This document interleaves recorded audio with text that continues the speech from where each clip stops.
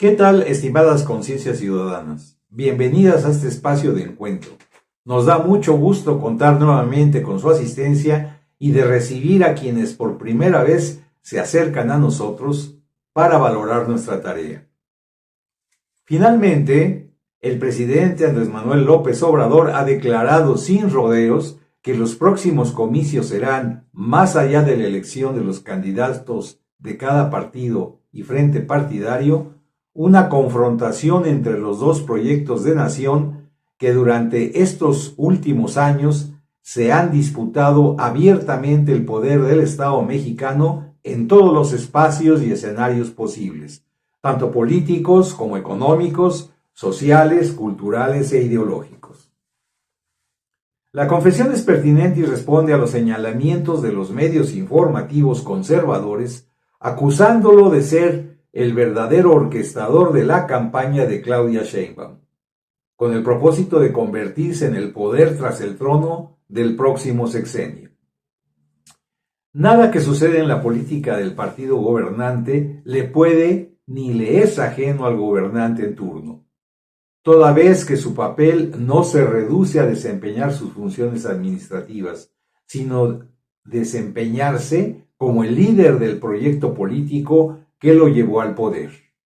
El presidente tiene la responsabilidad de su cargo, pero también de que siga prevaleciendo en lo futuro. A esa condición, ningún jefe de gobierno del mundo se escapa, ni en los sistemas autoritarios, ni en los democráticos. Un proyecto de nación o de sociedad no se reduce a llegar a gobernar y retirarse, sino a mantenerse cuanto pueda ser posible. En un régimen autoritario lo hará por todos los medios legales o ilegales, legítimos o ilegítimos, porque no hay gobernante autoritario que pueda sostenerse sin el uso de la fuerza, el engaño y la corrupción. En un régimen democrático, el gobernante intentará, en cambio, mantener su proyecto de nación más allá de su mandato, convenciendo al pueblo con sus obras, pero también recordándole continuamente que el poder popular puede venirse abajo si las mayorías ciudadanas no apoyan los proyectos que le benefician y prefiere dejarse engañar por la demagogia que termina por paralizar la acción ciudadana. El gobernante no puede, insistimos, abstenerse de hacer política electoral, aunque debe hacerlo respetando la libertad ciudadana y los derechos partidistas a propagar y defender sus propios proyectos.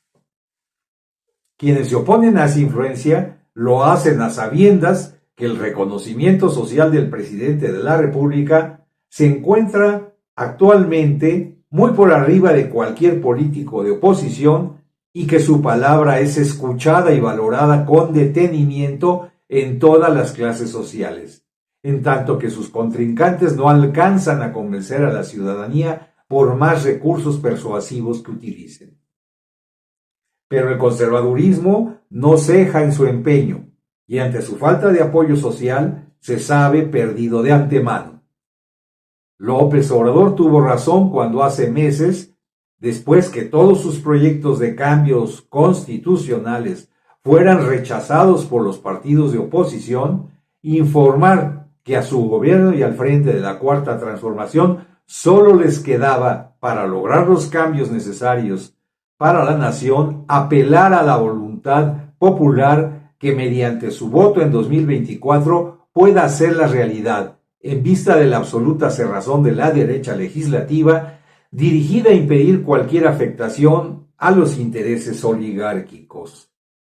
A esa única alternativa posible el presidente le llamó Plan C, toda vez que el primer intento de lograr los cambios constitucionales, que serían el Plan A, fue impedido por la derecha en el poder legislativo, a lo que el persistente Andrés Manuel trató de librar mediante modificaciones reglamentarias que pudieron aprobarse por la mayoría legislativa, lo cual fue su Plan B, pero que lejos de dar resultado fueron impedidas por una andanada de amparos y resoluciones judiciales favorables a los intereses privados, lo que le llevó finalmente a proponer el mencionado Plan C y dejar en manos de la voluntad popular expresada en las elecciones de 2024 la decisión de revertir o no los obstáculos de la derecha, eligiendo una nueva mayoría parlamentaria que permita la aprobación de los urgentes cambios constitucionales que demanda la transformación del país.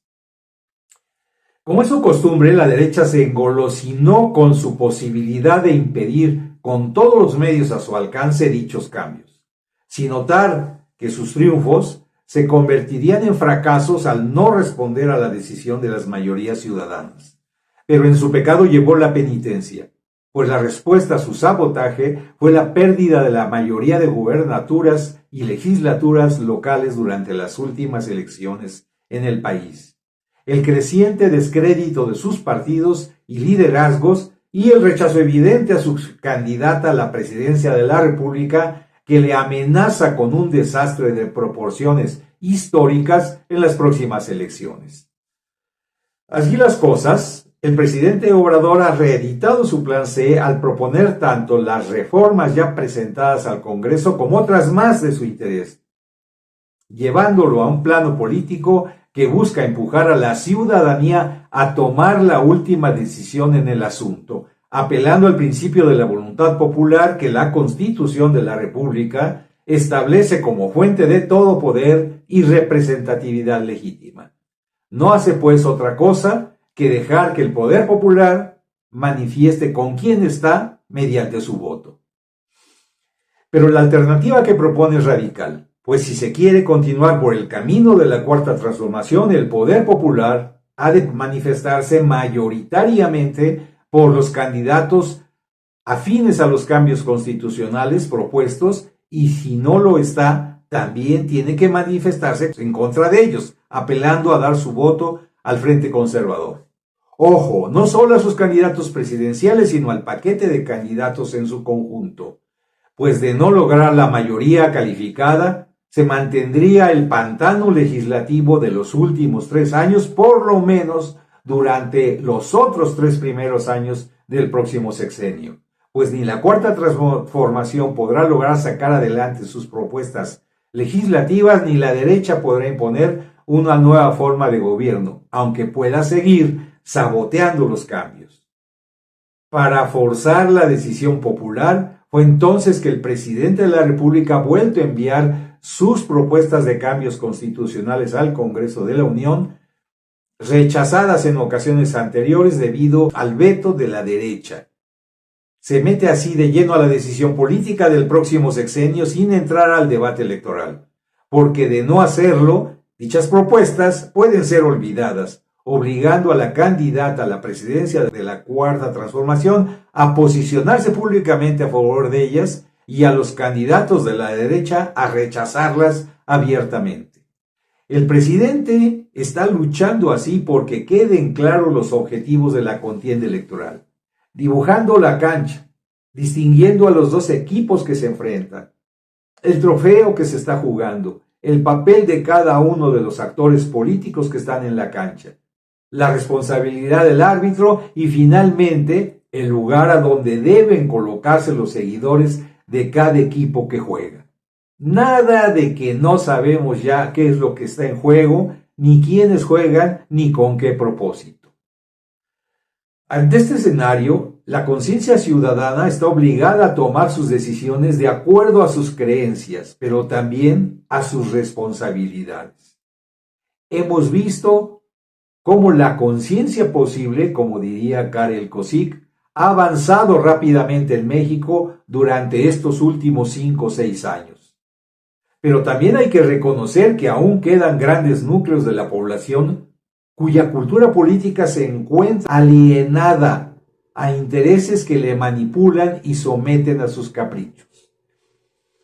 Tan notorio es que aún se siguen determinando a los candidatos de todos los partidos por su capacidad económica, de relaciones políticas o su influencia en los medios, única razón posible por la que las dirigencias partidistas los busquen e inviten a continuar participando en la vida pública a pesar del rechazo ciudadano. Solo eso puede explicar cómo es que hasta en Morena, el partido del presidente, aún siguen colándose una buena cantidad de políticos mercenarios como candidatos al Legislativo Federal, que será en última instancia el espacio donde se definirá el plan C del presidente. Por experiencia, los ciudadanos repudiamos tales maniobras, pues fue por esa equivocada política que muchos de los diputados y senadores de la primera legislatura federal de este sexenio terminaron pasándose a la bancada derechista y luego haciendo perder la mayoría en 2021 y además la legislatura de la Ciudad de México. El problema está en que si se vuelve a repetir el mismo error, como está sucediendo al interior de la Cuarta Transformación, por todos lados en el país, aun cuando se triunfe, los elegidos sin convicción podrían impedir el objetivo del Plan C. Eso, por supuesto, no está en las manos de la ciudadanía afín a la Cuarta remediarlo, pero sí de corregirlo de no ser cumplido. Sin embargo, sería un largo camino que recorrer tener que luchar no solo contra los adversarios, sino contra los saboteadores del proyecto de transformación que no pueden seguir jugando al mismo cuento con la ciudadanía ni un momento más, porque al final de cuentas, ella tiene, como se sabe, más allá de las propuestas partidistas, el irrenunciable derecho a la libertad de voto en sus manos. Gracias por su atención, ciudadanas y ciudadanos. Mujeres, hombres, viejos y jóvenes que buscan el bien de la nación y el mundo. Sigan por ese camino y nos encontraremos la próxima emisión de La Conciencia Ciudadana de Miguel Ángel Serna Alcántara. Envíenos sus opiniones y sugerencias y no olviden darle clic a la manita para incrementar nuestros suscriptores. Hasta entonces, sean felices.